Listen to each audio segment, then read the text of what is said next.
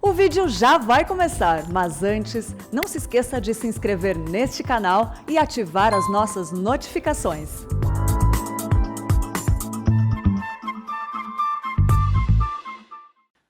A graça e a paz do nosso Senhor Jesus, amados irmãos e irmãs, Deus abençoe muito a vida de cada um de vocês, amém? Você que nos assiste também pelos canais da IPPTV, seja muito bem-vindo, que o Senhor possa falar ao seu coração também. Aproveite, se inscreva no nosso canal aí, a gente está perto de chegar a 1 milhão. Incentive as pessoas que ainda não conhecem, você que está aqui conosco, para se inscrever, e assim a palavra de Deus vai alcançar mais pessoas cada vez mais. E isso é bênção. Sem mais delongas, louvamos ao Senhor por mais um domingo na sua presença, mas eu peço que você abra a sua Bíblia no Evangelho de Marcos, capítulo 5. Esse evangelho que é escrito por alguém que está escrevendo aos romanos, que ouve os relatos de Pedro e que precisa ser muito objetivo, porque soldado romano é alguém que não tem tempo a perder. E por isso que quando lemos o Evangelho de Marcos, estamos lendo como que alguém lê uma história em quadrinhos, podemos dizer assim, para os adolescentes e para os jovens. Que a gente se encontra em tal narrativa, de tal ação, onde Marcos está o tempo todo dizendo, e logo depois, e em seguida, então, foi assim, que a gente se vê dentro da história caminhando com Jesus. Eu quero te chamar nessa tarde para uma caminhada com Ele, que talvez você já esteja caminhando por um tempo e achando o seguinte: por que as coisas não acontecem para mim? Será que Deus se esqueceu de mim, se esqueceu do seu favor para a minha vida? Será que Deus se atrasou em relação à minha necessidade? E nessa caminhada eu quero lembrar a frase de um pastor muito amigo, lá do Rio de Janeiro, chamado Marcos Batista, que por sinal era aquele que dizia assim, versão brasileira, Herbert Richards. Pastor Marcos Batista, lá do Rio de Janeiro, presbiteriano. Ele dizia assim para mim, na intimidade de amizade, né? Vini, vai ficar tudo bem. Se não está tudo bem ainda, é porque não chegou o final. Vai ficar tudo bem, espera no Senhor. E a minha palavra para você nessa tarde é isso: confia, porque o Deus incomparável em misericórdia, Ele nunca se atrasa na sua vida. Se podemos dar um tema a essa mensagem, é esta: Deus nunca se atrasa. Ele tem um tempo certo para você, e a gente vai olhar para a vida de Jairo e para a vida da mulher enferma, a partir do versículo 21 até o 43, onde nós vamos caminhar nessa leitura, caminhar com Jesus, entendendo por que Deus nunca se atrasa para mim e para você. Diz assim a sua palavra, eu lerei na Nova Almeida atualizada. O pedido de Jairo: tendo Jesus voltado do barco para o outro lado, reuniu-se em volta dele uma grande multidão, e ele estava junto do mar. Então chegou um dos chefes da sinagoga, chamado Jairo, e, vendo, prostrou-se aos pés de Jesus e lhe pediu com insistência: minha filhinha está morrendo, vem pôr as mãos sobre ela, para que ela seja salva e viva. Jesus foi com ele. Uma grande multidão seguia Jesus e, apertando-o de todos os lados. Estava ali certa mulher que havia 12 anos, vinha sofrendo de uma hemorragia. Ela havia padecido muito nas mãos de vários médicos e gastado tudo que tinha, sem, contudo, melhorar de saúde. Pelo contrário, piorava cada vez mais. Tendo ouvido a fama de Jesus, a mulher chegou por trás, no meio da multidão, e tocou na capa dele, porque dizia: se eu apenas tocar na roupa dele, ficarei curada. E logo a hemorragia estancou, e ela sentiu no corpo que estava curada daquele mal. Jesus, reconhecendo imediatamente que dele havia saído poder, virando-se no meio da multidão, perguntou: quem tocou a minha roupa? Os discípulos responderam: o Senhor está vendo que a multidão o aperta e ainda pergunta: quem me tocou? Ele, porém, olhava ao redor para ver quem tinha feito aquilo. Então a mulher, amedrontada e trêmula, ciente do que lhe havia acontecido, veio, prostrou-se diante de Jesus e declarou-lhe toda a verdade. Então Jesus lhe disse: filha, a sua fé salvou você. Vá em paz e fique livre desse mal. Enquanto Jesus ainda falava, chegaram alguns da casa do chefe da sinagoga dizendo: a sua filha já morreu. Por que você ainda incomoda o mestre? Mas Jesus, sem levar em conta tais palavras, disse ao chefe da sinagoga: não tenha medo, apenas creia.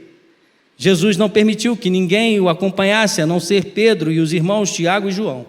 Chegando à casa do chefe da sinagoga, Jesus viu o alvoroço, os que choravam e os que pranteavam muito. Ao entrar, disse: por que vocês estão alvoroçados e chorando? A criança não está morta, mas dorme. E riam-se dele.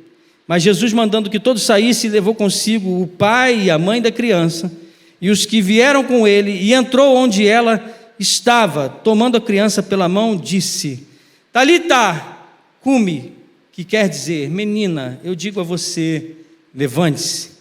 Imediatamente a menina, que tinha 12 anos, se levantou e começou a andar. Então todos ficaram muito admirados, mas Jesus ordenou-lhes expressamente que ninguém o soubesse e mandou que dessem de comer à menina. Esta é a palavra do Senhor. Deus nunca se atrasa na minha e na sua vida. Deus nunca se atrasa nos seus santos propósitos para mim e para você. E nós nunca vamos conseguir ao mesmo tempo, com a nossa urgência nesse mundo, apressá-lo. Você não vai poder, com as suas orações, insistentemente, apressar a Deus além daquilo que Ele já sabe, que é bom, perfeito e agradável como vontade para a sua vida. Mas dentro desse relacionamento de leitura da palavra, de oração, o que aprendemos é que nós precisamos caminhar com o Senhor Jesus, aguardando o tempo em que Ele nos conduz pela mão e na hora certa Ele tem aquilo que é exato e perfeito para a sua vida, seja a solução de um problema ou não. De modo que olhamos para Jesus Cristo nos ensinando nessa passagem que Ele inclusive é paciente em nos ouvir, que Ele é paciente em nos ajudar e que Ele é muito paciente em nos amar inclusive. E porque a sua paciência é muito grande, nós precisamos, ao olhar para essa história, aprendermos também a sermos pacientes, porque Deus sabe o que é melhor para mim e para você. Por isso, em primeiro lugar, espere com paciência no Senhor.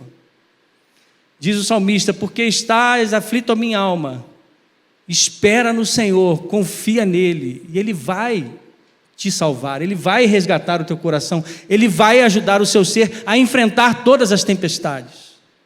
Por isso, nessa tarde, quando aguardamos algo em minha vida e na sua vida, se você entrou aqui nessa tarde esperando por uma resposta, seja de um problema emocional, seja de uma situação que precisa se resolver na sua vida familiar, conjugal, com os seus filhos, na justiça, por que não, ou até mesmo na sua empresa, ou nos seus estudos, aquela porta de emprego que precisa se abrir, aguarde no Senhor, porque olhando para esse momento da história aqui, você pode perceber que Jesus, Ele teve um tempo certo para tratar a cada um desses personagens. Veja que na urgência de Jairo, Ele fez uma caminhada com Jairo para que chegasse até a sua filha, e levou um determinado tempo, e a gente vai entender um pouquinho sobre a agonia de Jairo, mas veja que essa mulher, que esperava por uma solução no seu problema, passou por 12 anos de luta. E eu e você?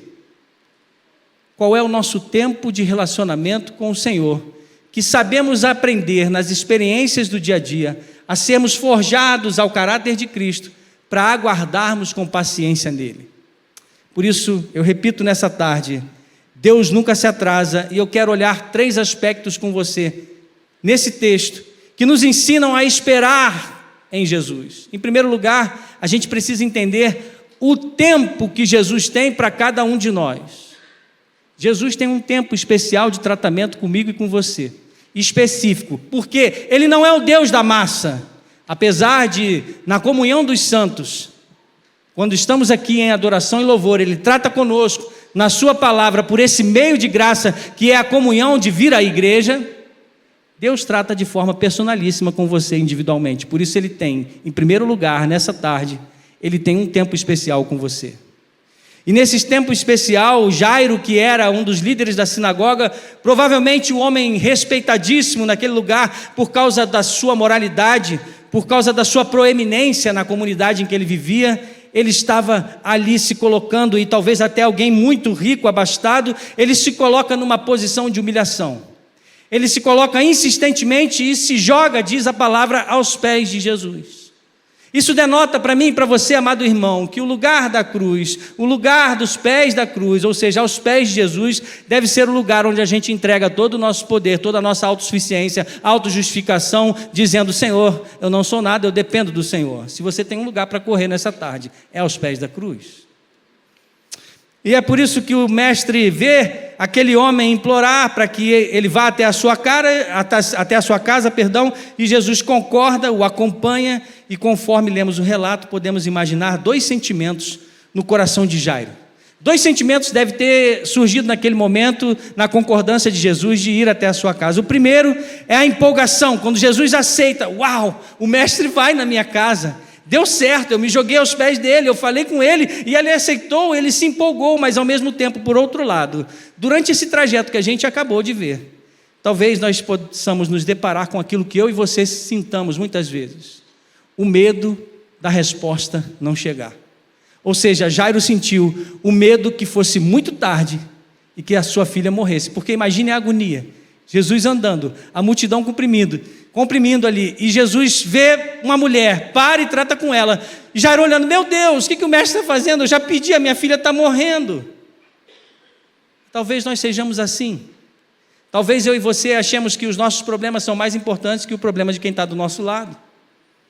Mas volto a dizer para você, Deus se importa com o seu problema, Deus se importa com o problema do meu irmão, da minha irmã, mas Ele quer fazer do seu coração um coração paciente e esperançoso nele, amém? Por isso creia, espere no Senhor, Ele nunca se atrasa. De modo que Jesus e seus discípulos estão apressados ali pelo aquele caminho, e são seguidos por uma multidão, e aí vem acontecer naquele momento um outro milagre. A multidão comprime na caminhada, quando a gente percebe aqui no versículo 30, que Jesus sentiu que dele havia saído o poder, porque curou aquela mulher do fluxo de sangue. E nesse momento Jesus para tudo, e aquela comitiva que o acompanhava até a emergência da casa de Jairo, Jesus parou tudo a seu redor, inclusive aquela comitiva. E ele disse: de mim saiu do poder, eu preciso encontrar essa pessoa que foi curada. Ele encontra aquela mulher, tem um tempo de conversa com ela, cuida do seu coração e tudo isso que a gente viu aqui, etc. Agora, imaginem a náusea dentro de Jairo.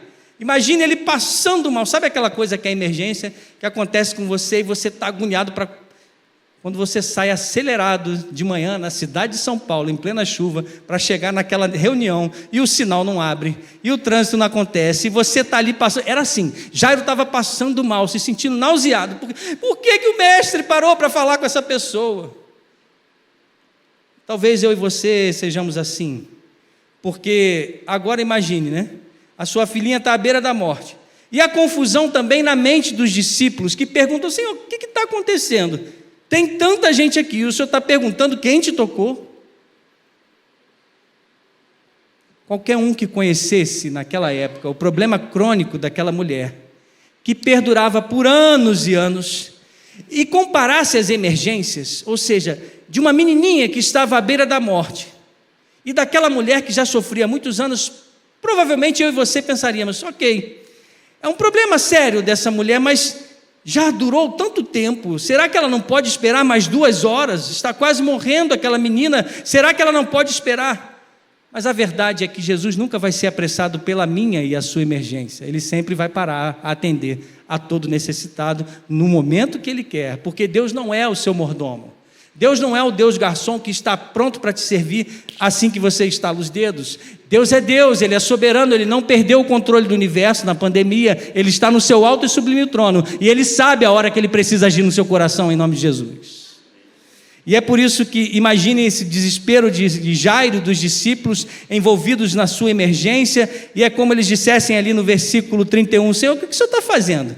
Olha essa multidão, depressa Jesus, vamos, precisamos agir agora. Vamos para a casa de Jairo. Enquanto toda essa situação em torno daquela mulher e a conversa com ela acontecia, uma mensagem veio da casa de Jairo. Jairo, não incomoda o mestre, mas não, sua filha morreu. Se a gente pudesse sentir a emoção e o coração de Jairo naquele momento que essa resposta, que essa mensagem, na verdade, vem da casa de Jairo, talvez eu e você nos sentíssemos também assim profundamente consternados e pensássemos também, meu Deus, por que Jesus parou para atender essa mulher? De modo que, pensando nisso e naquele momento, a gente fica agoniado com os nossos problemas, e a gente quer atropelar as coisas, a gente quer colocar o nosso problema à frente das outras pessoas. Mas eu fico imaginando o sentimento de Jesus quando olha para Jairo e diz para ele, confia, Jairo, talvez até com um leve sorriso, dizendo com toda ternura, Jairo, confie em mim. E é o que Deus fala para você nessa tarde. Eu não sei como você entrou aqui, mas Deus, no seu sublime amor, Ele sorri ao seu coração e diz, confia em mim, espera e eu vou te ajudar com a minha destra fiel. Essa é a palavra do Senhor para a gente nessa tarde. E o que Jesus disse naquele dia, Ele diz para mim e para você nessa tarde, eu não vou ser apressado pelas suas emergências. O tempo pertence a mim. O tempo favorável para as coisas acontecerem na sua vida está nas minhas mãos, ou seja, o Senhor do tempo, o Senhor da vida te diz nessa tarde, espera e confia em mim, porque eu te tomo pela mão. De modo que Deus sabe o que é melhor para mim e para você, e a mensagem nessa tarde é tão somente essa. A lição que tiramos aqui nesse primeiro tempo, nesse primeiro momento, nesse primeiro ponto, é que o tempo de Deus, de cada um para nós, é o seguinte, a graça de Deus e as suas bênçãos nunca vão operar de acordo com a nossa agenda, mas com a agenda do alto. A graça de Deus vai operar conforme a agenda de Deus para você. E assim seguimos em frente, e a bênção, a resposta, a cura, sempre virão no tempo dele, ou seja, aquilo que já conhecemos, Kairos, tempo favorável de Deus, você já ouviu falar nisso, mas Jesus o ama de maneira tão graciosa, e por isso Ele quer que você tenha paciência, acima de tudo, acima das suas próprias necessidades, que você entenda que o seu relacionamento com Ele é de submissão, confiança em amor. E assim, por maior que seja a sua necessidade como ser humano, você precisa amar, obedecer e confiar naquele que é o Salvador da sua vida para a eternidade. Você precisa obedecer, amar e confiar naquele que resgatou você do império das trevas para o reino do Filho do seu amor. Por isso, qualquer necessidade que você passe, nesse pontinho da eternidade que você já vive, o já e o ainda não, ou seja, a nossa vida não se resume só a isso, e talvez você não seja curado, talvez você não receba aquela bênção, mas a maior de todas as bênçãos você já recebeu, a salvação em Cristo Jesus, e você não será condenado, não será lançado ao inferno, porque Ele morreu por você, venceu a morte na cruz do Calvário, e assim te resgatou do poder do mal, do pecado de Satanás, para te livrar e levar para a eternidade. Então o que você vive agora é só um pontinho, por isso espera, porque o Senhor te toma pela mão nessa tarde. Confia nele e o mais Ele fará. Em segundo lugar, se temos o tempo de Jesus para cada um de nós, nós temos essas lições do tempo de Jesus em cada um de nós. Talvez eu e você não recebamos aquilo que é necessário, que a gente ache que é, mas Deus vai coordenar aquilo que é bom para você. E dentro dessa caminhada, talvez você não receba aquilo, porque o Espírito Santo de Deus sabe, Pai, não é isso que ele precisa, mas ele precisa aprender nesse tempo de espera algumas lições, porque o que Deus tem para você, meu amado irmão e minha irmã, e não é pregação da prosperidade, entenda, o que Ele planejou para você é infinitamente mais do que pedimos ou pensamos, é infinitamente mais do que pedimos ou pensamos, mesmo que não seja aquilo que queiramos. De modo que as lições desse texto são muito claras, no tempo de Jesus para cada um de nós. Nessa passagem, que está repleta de lições, a gente pode destacar 3 lições aqui especiais. A primeira é que nós vamos sempre receber mais do que pedimos ou pensamos. Sabe por quê? Veja no exemplo de Jairo. Jairo esperava a cura de uma febre, e o que ele recebe? A ressurreição da sua filha. Veja, por exemplo, que quando ele chega ali e ele imaginava, não, se der tudo certo, se for dentro da cronologia aqui, no tempo que eu calculei, Jesus vai chegar na hora certa, Ele vai curar minha filha e vai ficar tudo bem. Mas Jesus queria dar uma lição nele, prestar uma lição ao coração dele, para que ele entendesse que nesse tempo de caminhada, ele ia receber um poder muito maior do que curar uma febre, porque ele estava falando com o doador da vida, com o dono da vida, o Senhor do universo, que muito mais do que uma febre, poderia ressuscitar a sua filha. Diz isso a carta aos Hebreus, justamente quando diz que ali Abraão cria que o Senhor poderia ressuscitar inclusive seu filho Isaque. Esse é o tipo de fé que Deus espera de mim e de você. Uma fé que confia no Senhor a ponto de esperar que Ele vai fazer o impossível por mim e por você, mais do que a gente pede, mais do que a gente pensa. De maneira que essa primeira lição, Deus sempre vai tratar conosco para algo muito melhor do que pedimos ou pensamos. E assim, em segundo lugar, agora olhe para essa mulher, o que ela queria? O seu plano era tocar no mestre e fugir. É touch and run. Toca e corre. Era quase algo místico, assim, quase alguém supersticioso, por que não dizer? Eu ouvi dizer que o mestre é um curandeiro. Eu ouvi dizer que ele é um rabi que faz milagres. Talvez se eu tocar a sua veste, como eu já vi que ele faz muitos milagres, eu vou quietinha, toco e saio correndo. Numa superstição, muitas vezes a gente acha que é assim também conosco. Se eu fizer alguma coisa, eu vou receber a bênção do Senhor. Se eu vier aos domingos na casa de Deus, eu posso receber algo do Senhor. Se eu entregar o meu dízimo, porque eu preciso ir lá fazer o meu esforço, e na força do meu braço, e na correria do dia a dia, pelo menos se eu deixar a minha consciência tranquila, se eu tocar na religiosidade, eu posso sair com alguma bênção. Não é assim que Deus trata comigo, com você.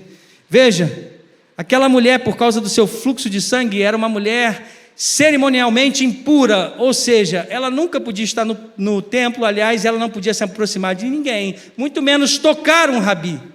Talvez ela fosse considerada até mesmo amaldiçoada, pois nunca se livrava daquela doença. E Jesus faz algo para mim e para você, e como fez com aquela mulher, Ele quer que nós sejamos restaurados publicamente. Ele traz aquela mulher a público porque isso era necessário. Ela precisava ser curada espiritualmente da sua superstição.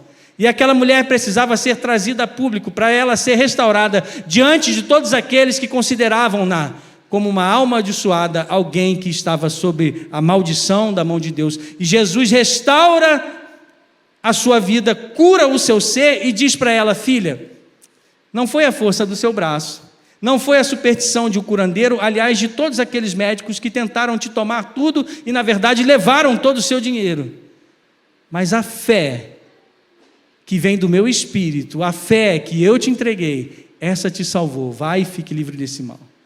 Por isso, em segundo lugar, o que você precisa para ter confiança e esperar no Senhor é a fé que vem de Deus.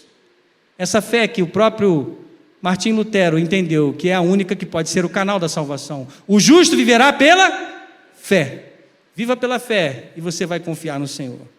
E assim Jesus vem a mim e a você nessa tarde, dizendo: não venha a mim por alguma necessidade, venha a mim para a sua vida ser transformada por inteiro. Você quer transformação nessa tarde? Eu quero ser transformado pelo Senhor, a cada dia de glória em glória.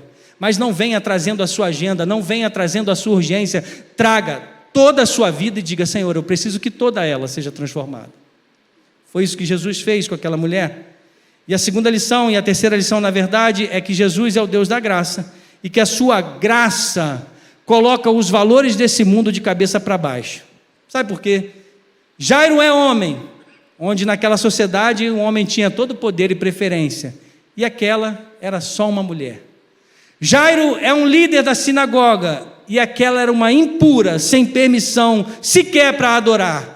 Jairo é alguém rico, e aquela mulher tinha perdido tudo, todo o seu dinheiro, ela era pobre. Jairo era alguém no topo da escala social, e aquela mulher estava no fundo do poço, mas Jesus para atender aquele que tinha zero poder econômico, zero influência social, e dá toda a atenção. Por isso, meu amado irmão, é por isso que a agenda de Deus é especial para você, porque Deus não faz distinção de pessoas. Deus ama você como você é, independente do seu poder, do seu status, do que você tem. Ele quer tratar com você porque Ele te ama. É isso.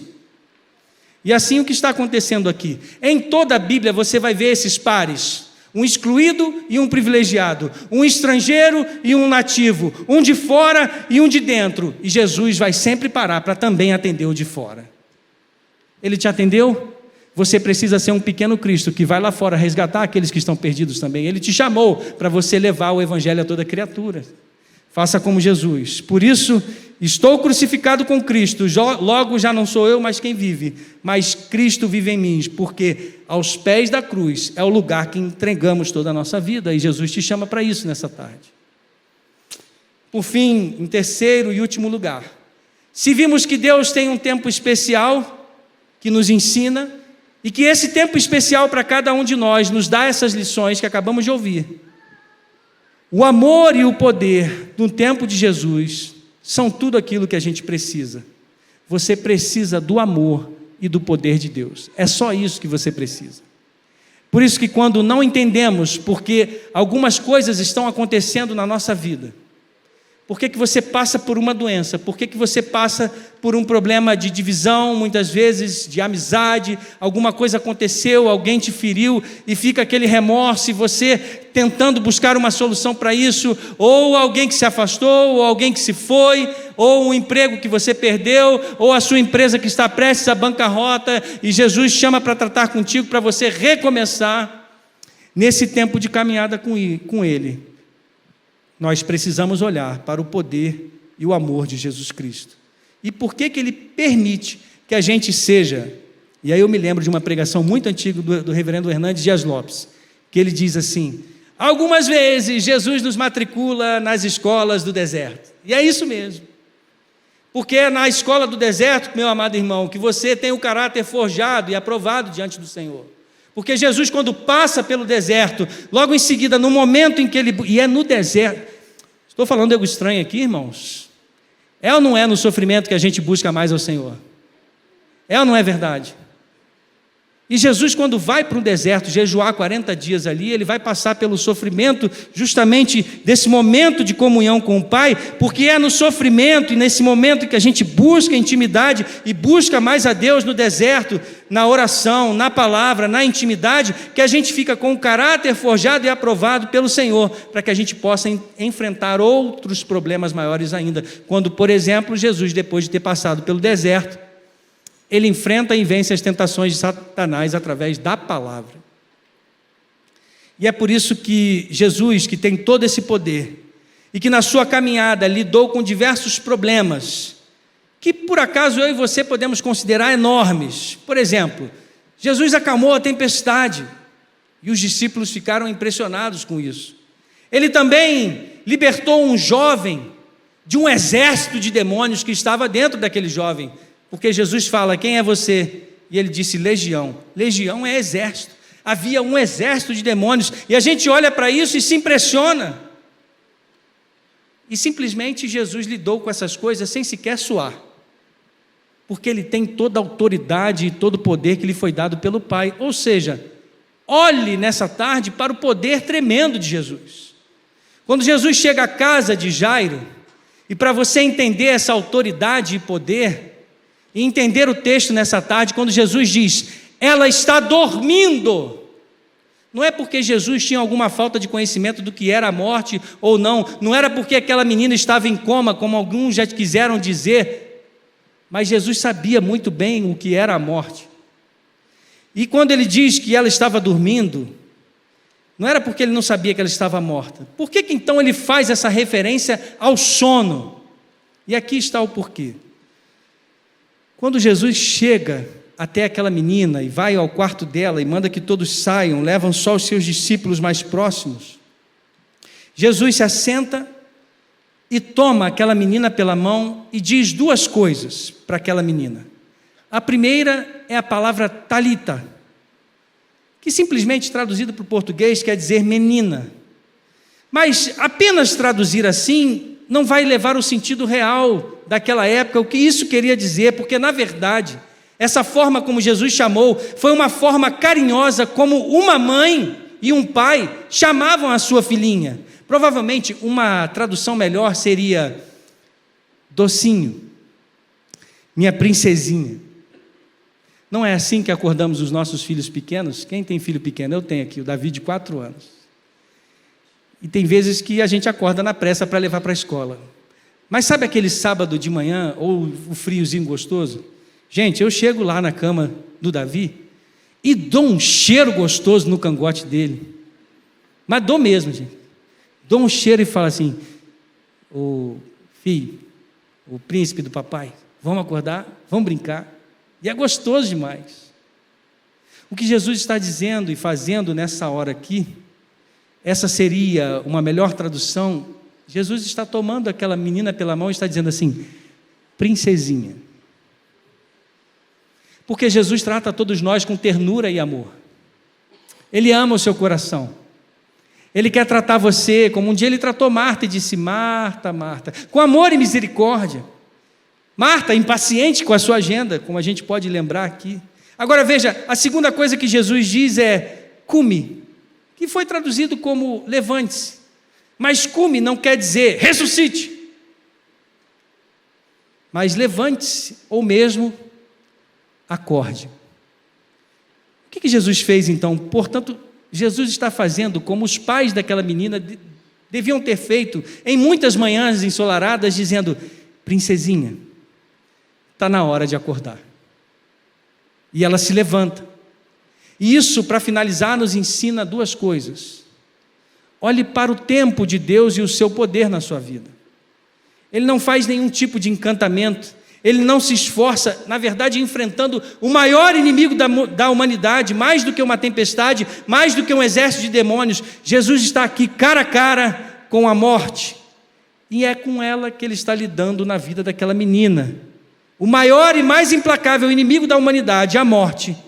E o tamanho é o poder de Jesus, que ele a toma pela mão, gentilmente, e diz: levanta-se, docinho, está na hora de acordar. Ou seja, para Jesus, meu amado irmão e minha irmã, o poder dele é tão grande, que para ele, a morte não passa de uma noite de sono.